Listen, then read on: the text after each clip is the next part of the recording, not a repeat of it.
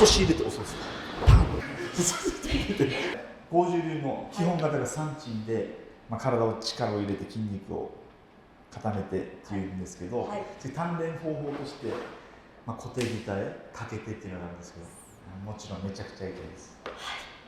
例えば、剣とか棒とかっていうのは最初から硬いじゃないですか。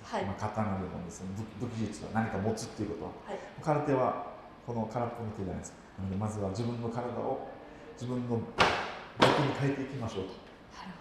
刀も叩いて、熱して、また冷やして、また叩いてで強くなっていくじゃないですか。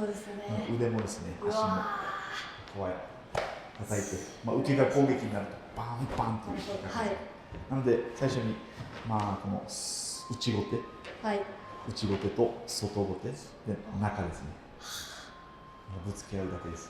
例えば中段、下段払いとか上段受けとか。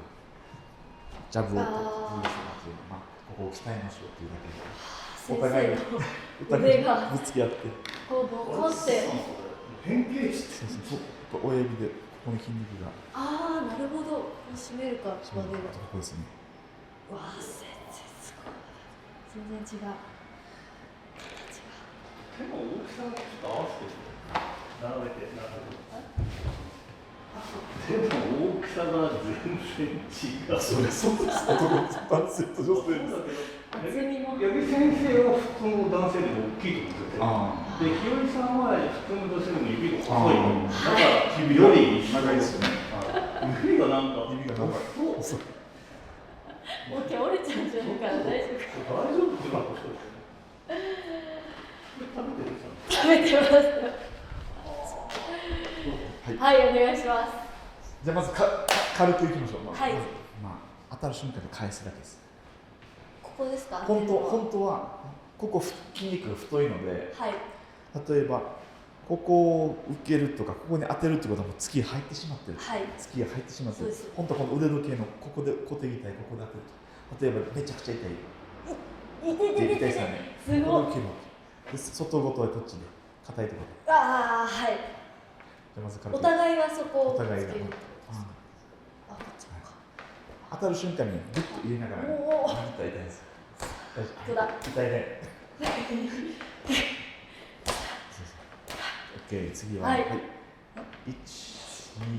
3、内ごて、外ごて、外。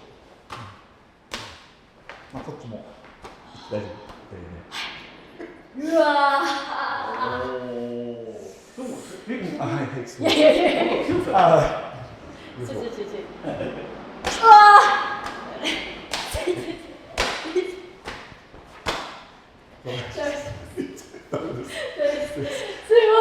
沖縄に来た印が欲しいだろう。この最後のこの瞬間の決めがやっぱ効きますね。例えば殴ってくるじゃないですか。実戦で殴ってきたり蹴ってきたりもして、来たものに対してガーンという受け方しなくて、パーンとかでなんかさばいたりさばきながら入ったりじゃないですか。本当はガーンじゃなくて、本当は突きもここで止めないで突き抜きあっちに抜かすじゃないですか。本当は、脱力で抜くっていうのを稽古したらいいんですけど、もっと痛いです。もっと痛いですか？今はさ、せーの、バンが止まってないです。せーの。外に抜くと、抜くようにさ、突きつけて、止めないで、バーンって。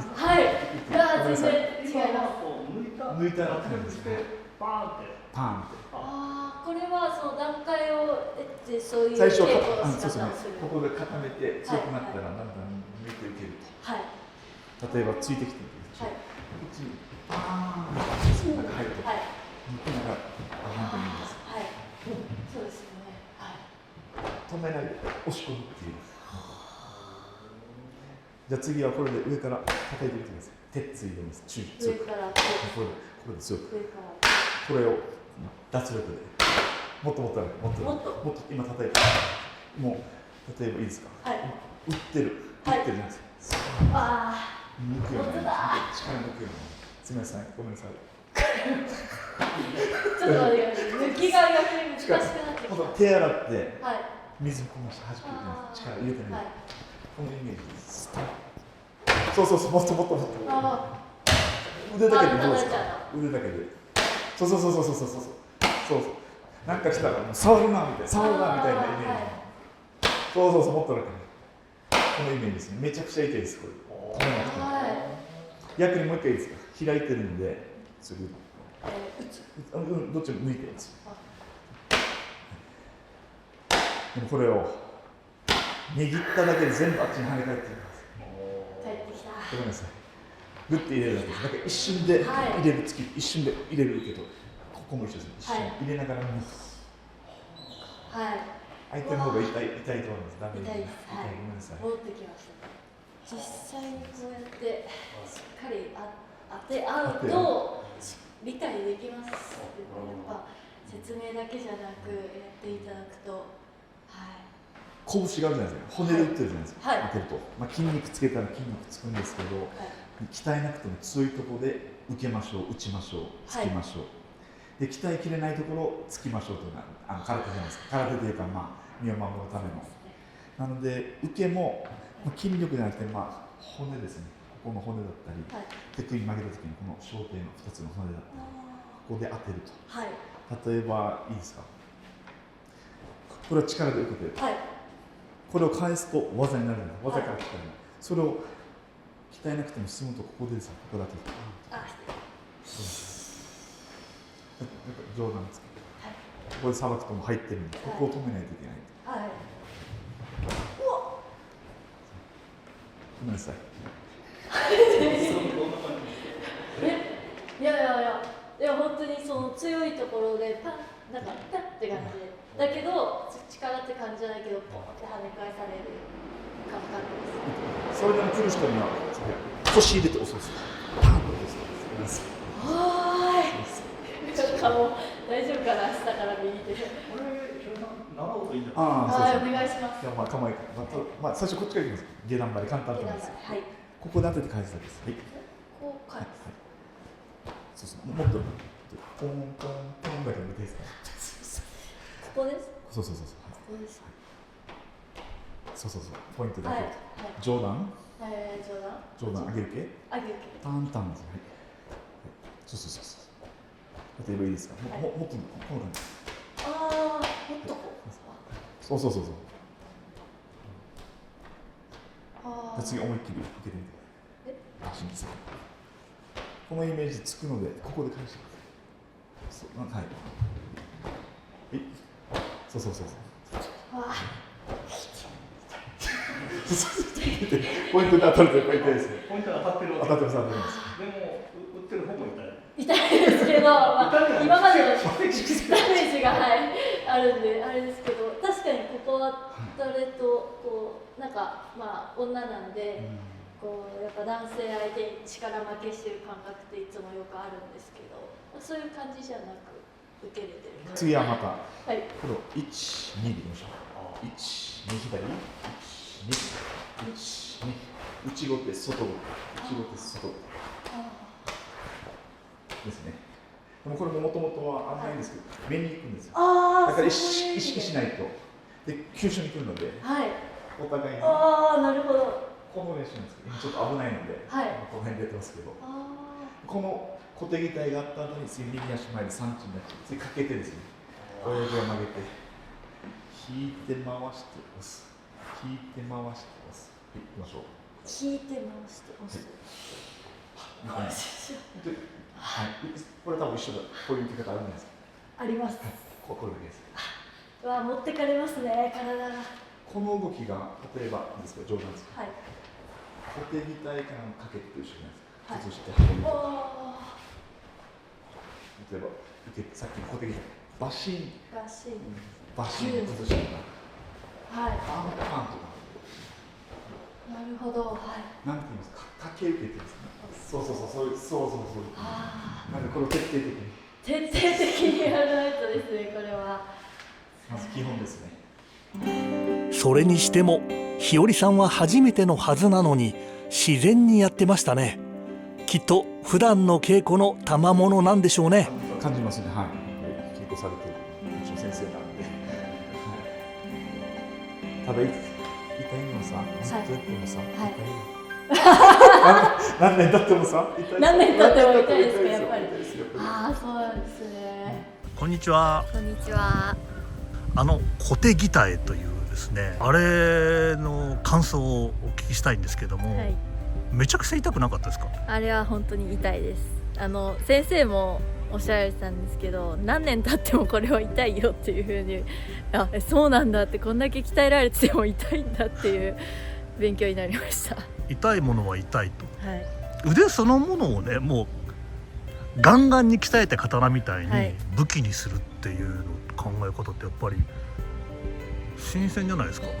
新鮮ですけど、多分それが一番護身的にも正解の考えなんだろうなって。体のどこの部分でも武器になる、使うべきだっていう。ですよね。はい、八木先生の腕は腕じゃないみたいだったんです本当に。すごい太くて、なおかつなんかすごい変形とか盛り上がってましたよね。はい、いや、こうわかんないですけど、こうした時の筋肉が発達して盛り上がってるみたいなおっしゃってましたけど、なんかおかしかったです形が。おかしかった、形がおかしかった。形が、はい、確かにおかしかったですよね。沖縄の剛柔流とか上地流とか那覇手の独特のことだと思うんですけども、はい、あれから例えば伊藤先生とか館長とかとこうやってみました？さすがにちょっと館長とはできてないんですけど、でもたまにああいうことはやるようにしてて、あとプラスその私たちの中でやってる約束組手とかでやっぱ、攻撃に対して受けをするっていう動作の時に意識したりします、どこに当てるかとか。はい、まあ、ただそうだよね、日和さんはやっぱり女性ですからね、その腕を武器化していつ当たってもいいみたいなのはまあ必要ではないでしょう必要というかやらない方がいいでしょうね。いや、ただその八木先生がおっしゃってたなんやっけな、鍛えられない部分を狙うプラス鍛えなくても強い部分を使うっていうのは本当に、女性特にその考え方って大事だなっていうふうに思いましたね。伝統空手道国際商刀館の金沢日和さん、組手と型の両方で世界チャンピオンになったこともある超本格派。